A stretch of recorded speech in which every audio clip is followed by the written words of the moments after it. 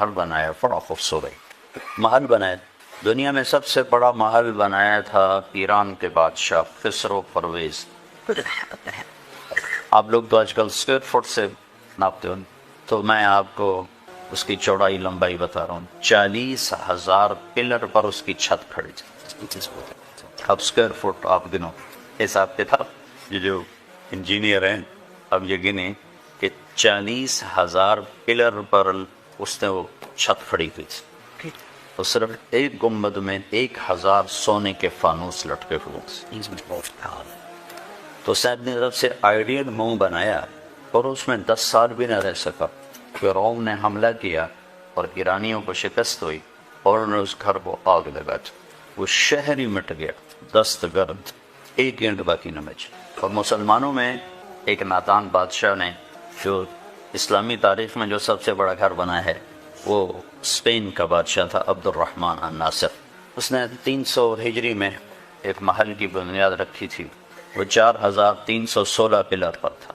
اور آپ کے گھروں میں سوئمنگ پول کا یاد ہوگا، مرغی خانے ہیں تو جہاں بڑے بڑے گھر ہمارے پاکستان میں وہاں سوئمنگ پول بناتے ہیں تو مالدار لوگ سوئمنگ پول بناتے ہیں.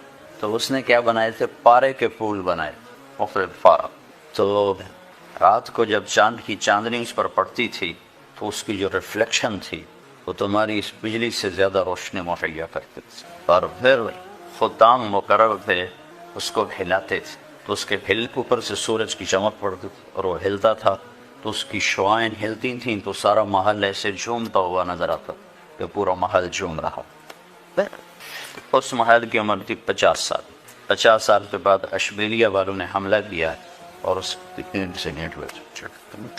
بنی اسرائیل کے ایک بادشاہ نے گھر بنایا، لوگوں کو دعوت، بھائی میرا گھر کیسا ہے؟ بھائی بہت اچھا بہت اچھا. 2 آدمی چپ بیٹھے تھے. بادشاہ نے کہا تم بھی تو کچھ بول. تو کہنے لگے جی بس 2 اس میں کمیاں ہیں، باقی بہت آگے 2 کہیں رہ گئی. تو سارے متوجہ ہو گئے تھے انہوں نے کون سی کمی ڈھونڈنی جہاں سونا چاندی جڑا ہوا ہو، ہیرے جواہرات جڑے ہوئے ہیں. تو انہوں نے کیا ڈھونڈ لیا؟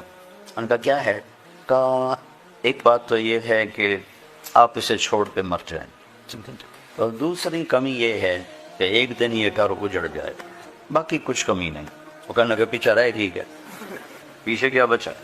وہ کہنے لگا کوئی گھر ہے جس میں رہنے والا مرے نہیں اور وہ اجڑے نہیں. کہاں ہے؟ کہ وہ کدھر ہے؟ کہ وہ اللہ نے جنت کو بنایا. تو اس کو ہم آئیڈیل بنا بھی لیں اپنی عقل سے تو بن نہیں سکتا، اپنی عقل سے تو بن نہیں سکتا. اگر فرض کرو بنا لیں تو بنتے بنتے شام کو چھٹی ہوگی.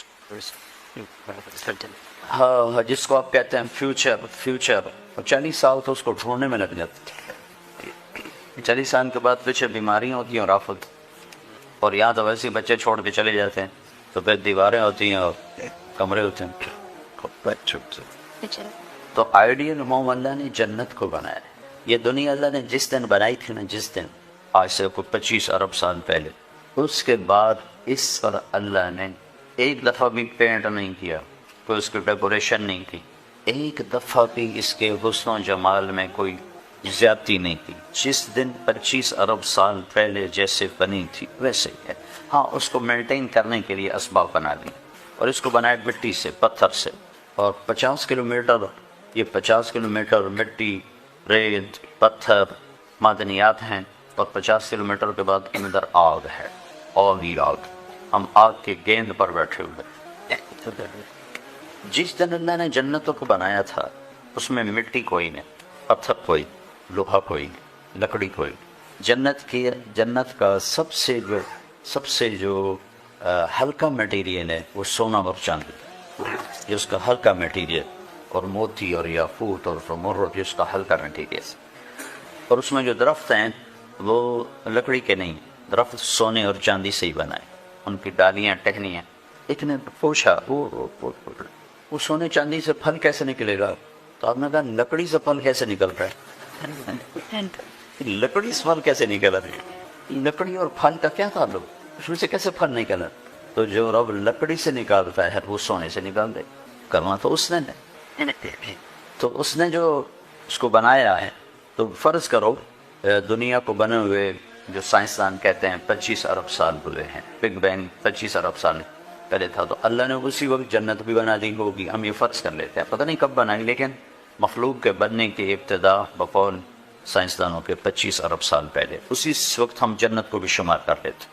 اللہ نے اس وقت جنت بھی بنا دی، جہنم بھی بنا دی۔ جس دن جہنم کو بنایا اس دن سے لے کر آج تک روز اس کو بھڑکاتا ہے۔ جس دن جنت کو بنایا اللہ تعالیٰ اس دن سے لے کر آج تک 25 ارب سال تو یہ ہو گیا، اور آگے جتنا زمانہ باقی ہے اٹھانے تک کہ وہ ہو گیا، اس دن سے لے کر آج تک اللہ اس کو روزانہ 5 دفعہ پہلے سے زیادہ خوبصورت کر دیتے، روزانہ ہر حتیٰ کہ ایک پتا ہے نا جو درخت کا ایک پتا، وہ بھی کل سے آج 5 گنا زیادہ خوبصورت ہو جاتا ہے۔ جو جنت کی لڑکی بنائی ہے، یہاں جی کیوں بھر جاتا ہے، حسین سے حسین شکل ہو، منظر ہو، گھر ہو، دل کیوں اچاٹ ہو جاتا کہ اس کا حسن رکا ہوا ہے، آگے نہیں جا رہا، تو 1-2 ہفتے، 1-2 سال، 1-2 دہائیاں تب دل اچاٹ ہو جاتا۔ کینیڈا پہلی دفعہ ہم جماعت میں گئے تو میں نے کینیڈا والوں سے کہا نیاگرا دکھاؤ، خود کہا، وہ لے کر گئے، بڑا اچھا لگا۔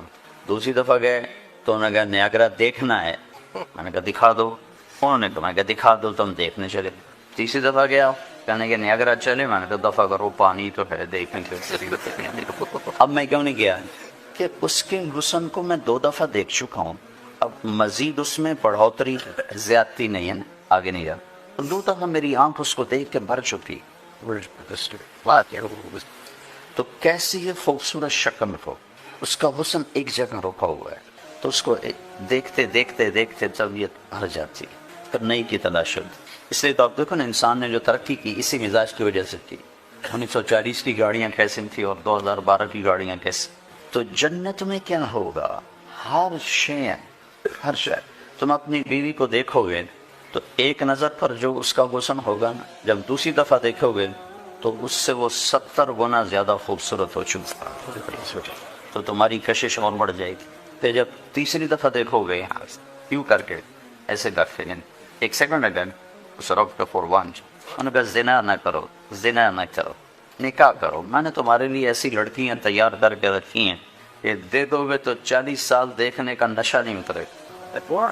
پہلی نظر دیکھے گا جنت کی لڑکی کو تو میرے رب کی عزت کی قسم 40 برس ایسے دیکھتا رہے، آنکھ ایسے بند نہیں کر سکتی، دائیں بائیں نہیں دیکھ سکتی۔ یہ کس لیے کہ ہر پل میں سیکنڈ میں اس کا حسن اوپر جا رہا اوپر، تو ہر دفعہ پہلے سے زیادہ، پہلے سے زیادہ، پہلے سے زیادہ، اور وہ جب تمہیں دیکھے گی تو تم اس کی نظروں میں ہر نظر میں پہلے سے 70 گنا زیادہ خوبصورت ہو جاؤ گے، تو وہ تمہیں دیکھ کے اس کا دل نہیں بھرے گا اور اسے دیکھ کے تمہارا دل نہیں بھرے گا۔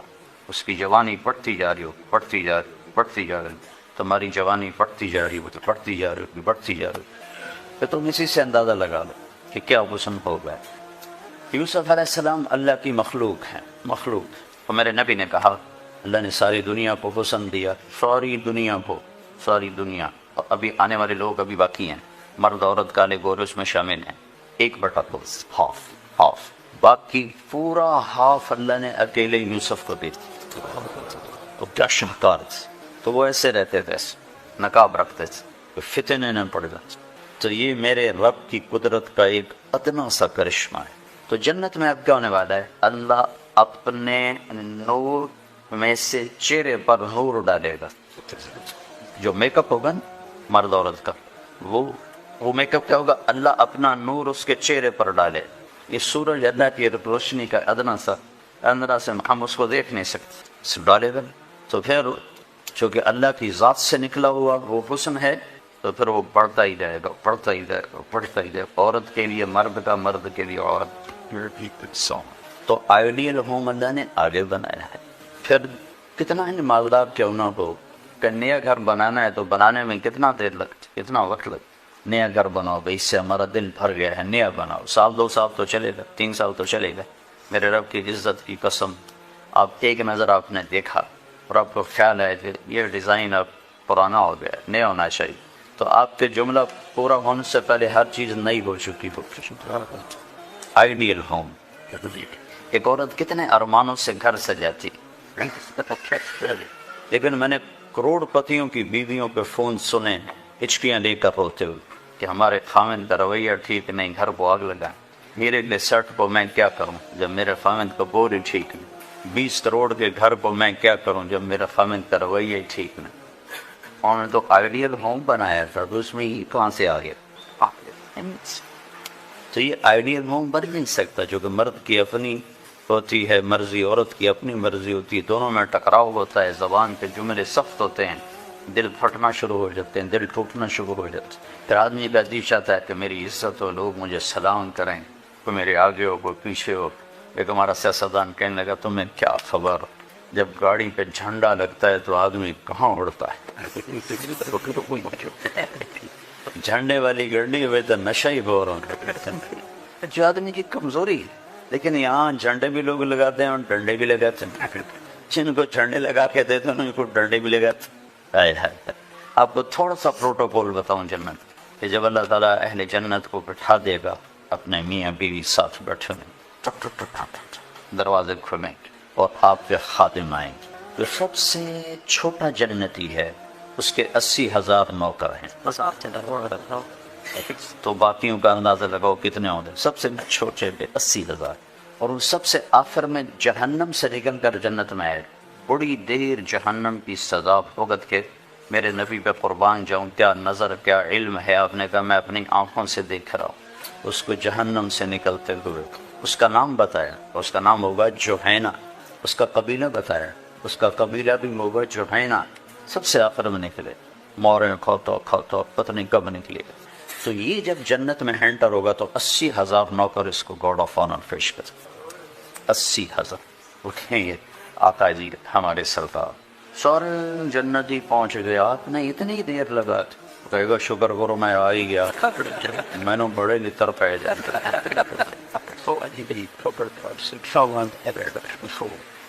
تو یہ سب سے چھوٹا پروٹوکول ہے۔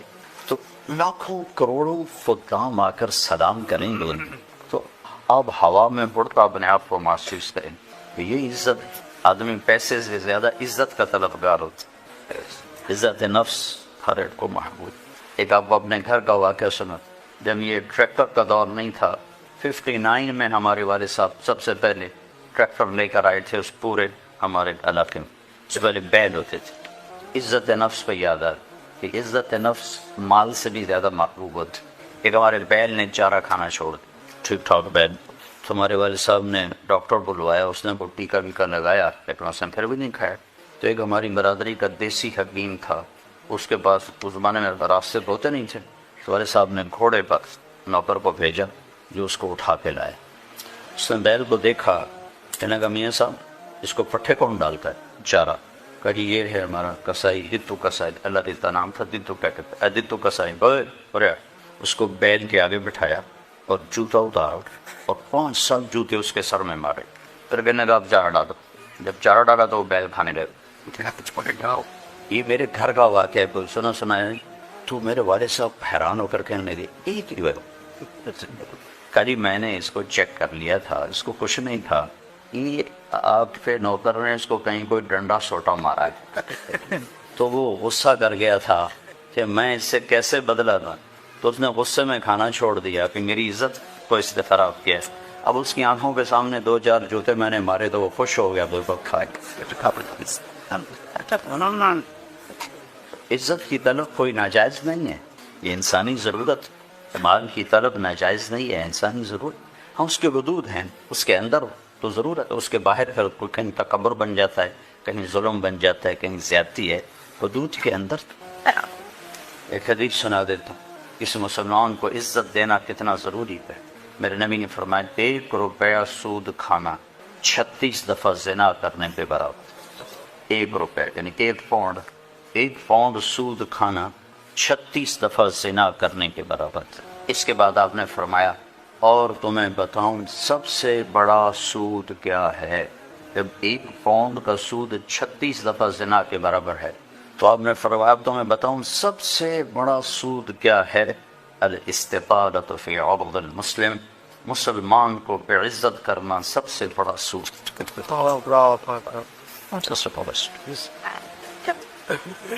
تو نوکر آپ کو پروٹوکول دیں گے، خوشی ہوگی، جنت سے پڑھ کے خوشی ہو، تو نوکر چلے جائیں گے، پھر اللہ کا اشارہ ہوگا، ٹک ٹک ٹک ٹک ٹک ٹک ٹک، دروازے کھلیں گے، تو اب فرشتے آئیں گے، والملائکۃ یدخلون علیہم من کل باب، اب یہ کروڑوں کی تعداد میں آئیں گے، کہیں گے سلام علیکم سلام علیکم سلام علیکم، چاروں طرف سے جب سلام ٹھوکیں گے، کہیں گے بھائی تم نورانی مخلوق ہمیں سلام کیوں کر رہے ہو؟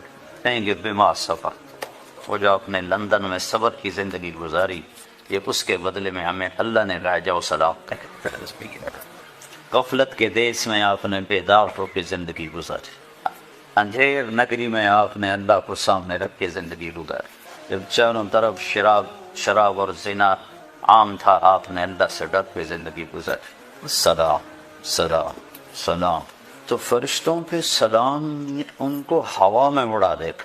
یہ میں پہلے دوبارہ کہہ رہا ہوں کہ عزت نفس، عزت کی طلب بہت بڑی طلب ہوتی ہے، مال سے بھی زیادہ، ڈگریوں سے بھی زیادہ، تو فرشتوں کا سلام انہیں ہوا میں اڑا، فرشتے ابھی وہ اس سلام کا مزہ لے رہے ہوں گے کہ فرشتوں نے سلام، اور آئیڈیل ہوم بتا دوں، آئیڈیل تو ایک دم میرے رب کا عرش ایسے کھلے گا، ایک دم نور بھی نور چھا جائے، جب ایسے آنکھیں اٹھا کر دیکھیں گے تو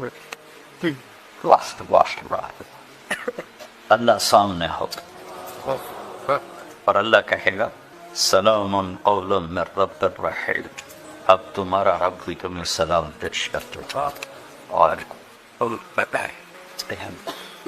پروٹوکول کی آخری حد، تمہارا رب تمہیں سلام پیش کرتا، سلام قولا من رب الرحیم، رب رحیم، اے میرے بندو، اے میری بندیو، جنہوں نے دنیا میں مجھ سے ڈر کے زندگی گزاری، میں تمہارا رب تمہیں سلام پیش کرتا ہوں اور تمہیں مرحبا کہتا ہوں، تمہیں ویلکم کرتا ہوں۔ پھر میرے نبی نے فرمایا اللہ ہر ایک کا نام لے کر حال پوچھے، ہر مرد عورت کا نام لے گا، نام لے کر گئے کیا حال ہے، ٹھیک ہے، کوئی تکلیف تو نہیں، کوئی حاجت تو نہیں، کوئی پریشانی تو نہیں۔ تو جب یہ اللہ کو دیکھیں گے کہیں گے یا اللہ ہم تو تیری عبادت ہی نہ کر سکتے، ہمیں تو پتہ ہی نہیں تھا تو ایسے حسن و جمال والا ہے، کیا یہ ہو سکتا کہ ہم تو یہ ایک سجدہ کریں جیسے لندن میں کرتے تھے؟ یہ وہی کہہ سکیں گے جو نماز پڑھتے تھے، جو نہیں پڑھتے وہ کیسے کہہ سکیں گے؟ کیا یہ ہو سکتا ہے کہ ہم تم ایک سجدہ کریں جیسے دنیا میں کرتے تھے؟ تو اللہ تعالیٰ فرمائیں گے میرے بندو اب پوزیشن بدل چکی ہو، حیثیت بدل چکی، حیثیت پوزیشن، یا لبو کیسے کہ دنیا میں تم بندے تھے اور میں تمہارا مالک تھا، تم نوکر تھے اور میں مالک تھا، ٹھیک، تم ایمپلائی تھے، تمہاری زبان، تم میرے ملازم تھے اور میں تمہارا مالک تھا، تو تمہارے ذمے میری مانگ کے چلنا، میری عبادت کرنا، نمازیں پڑھنا، روزے رکھنا تمہارے ذمے تھا۔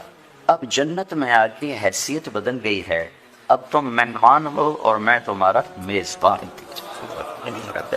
کیا ہوسٹ کہتے ہیں میزبان کو؟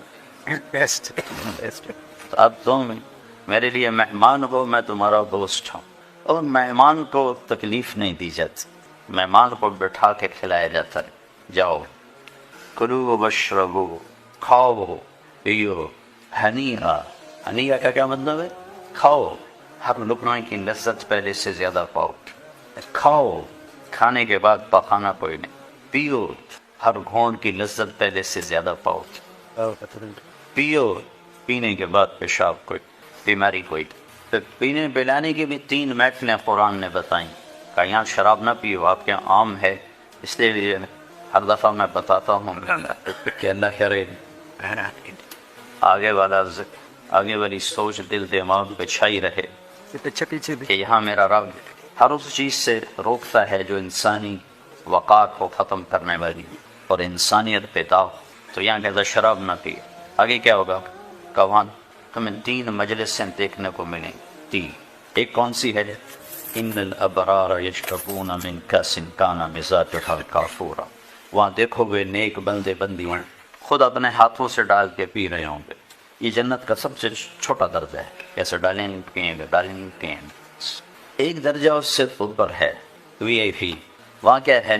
وَيُسْقَوْنَ فِيهَا كَأْسًا كَانَ مِزَاجُهَا زَنْجَبِيلًا، وہاں ان کو خدام پلا رہے ہوں، سرونٹس، نوکر، فرشتے نوکر ڈال کے پیش کریں، اور سامنے حاضر کرنے.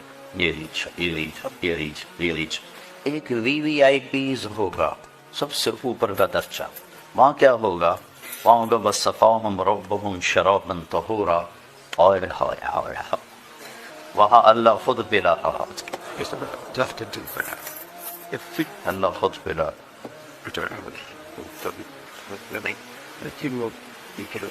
اللہ کے نبی تشریف فرما تھے، ادھر بیٹھے تھے عبداللہ بن عباس سیدھے ہاتھ، چھوٹی عمر پہ 12 سال. ادھر بیٹھے تھے خالد بن ولید، بڑے سردار سیف اللہ. تو آپ نے پانی پیا تو آپ کی عادت تھی، آپ جو ہے نا سیدھا ہاتھ سے شروع کرتے تھے. ہر چیز میں نا رائٹ سائڈ کو پسند کرتے. پہلے پاؤں، رائٹ پاؤں میں آپ اپنا جوتے میں اپنا پاؤں ڈالتے. کنگھی کرتے تھے تو پہلے رائٹ سائڈ سے کرتے تھے، پھر لیفٹ سائڈ سے کرتے. داڑھی میں پھر ادھر سے کرتے تھے، پھر ادھر سے کرتے. ایک مثال دے رہا ہوں. تو آپ کا جی چاہا یہ بچہ ہے میں یہ پانی دوں خالد بن ولید کو جو سردار ہے، لیکن وہ آپ کی مستقل عادت پھر ادھر سے شروع کرنا، ادھر والے کو دینا. تو آپ نے کہا عبداللہ اگر تو اجازت دے تو میں یہ خالد کو دے دوں. کہ یا رسول اللہ کسی اور کا جھوٹا ہوتا تو میں ایثار کرتا، یہ آپ کا جھوٹا ہے، آپ کے ہاتھوں کا، میں کیسے کسی اور کو دیتا؟ یہ تو آپ کے ہاتھوں کا ہے، میں نہیں کسی کو دیتا، مجھے ہی دیں آپ. تو جب اللہ اپنے ہاتھوں سے دے گا تو کیا ہوگا؟ اللہ کے رسول کے ہاتھ کا دیو کی خوشی ہو رہی. یا رسول اللہ میں نہیں آپ کے ہاتھ کا کسی اور کو دیں، میں ہی لوں گا. تو جب میرا رب اپنا ہاتھ آگے بڑھائے گا، میرا بندہ لے میرے ہاتھوں سے. تو اسلام سیکھنا پڑتا ہے میرے عزیزو، بن سیکھے تو کوئی چیز نہیں آتی. واحد مخلوق ہے انسان جو جاہل پیدا ہوتا، باقی ہر چیز پڑھی لکھی پیدا ہوتی. درخت بھی اتنے تعلیم یافتہ ہیں کہ سیب کے اوپر کیلا نہیں اگ سکتا، کیلا ٹی شیپ نہیں ہو سکتا، اسی شیپ میں ہے. اسی طرح حلوے کو رکھ بھرے، اس میں ذائقہ بھرے. انسان جاہل پیدا ہوتا، اسے سیکھنا پڑتا ہے. تو اب ساری چیزیں سیکھتے ہو، اسلام بھی تو سیکھو. شکر ہے اللہ نے ہمیں مسلمان گھر میں پیدا کیا، لیکن ہم نے اسلامی زندگی سیکھی تو نہیں ہے. اس کو سیکھو گے. اس میں پہلی بنیاد اللہ یہ دیتا ہے کہ ساری کائنات کا مالک اور خالق اللہ ہے. ساری کائنات کا مالک اور خالق اللہ ہے. للہ ما فی السماوات و ما فی الارض. پھر دوسرا ذہن اللہ یہ دیتا ہے کہ یہاں وہ ہوتا ہے جو اللہ چاہتا ہے. وما تشاءون الا ان یشاء اللہ رب العالمین یفعل اللہ ما. پھر اللہ تعالیٰ یہ ذہن بناتا ہے کہ اللہ جو چاہے کر دے اور تم اللہ کے بغیر کچھ نہیں کر سکتے. یہ ذہن ہے لا الہ الا اللہ. لا، ہر چیز پہ لا ہے. اس ساری کائنات کے ہاتھ میں کچھ نہیں ہے، جو کچھ ہے اللہ کا ہے، اللہ کے ہاتھ میں. سب سے پہلے اللہ لا الہ الا اللہ کی بنیاد بناتا ہے کہ جو تمہیں نظر آ رہا ہے یہ کسی بنانے والے نے بنایا.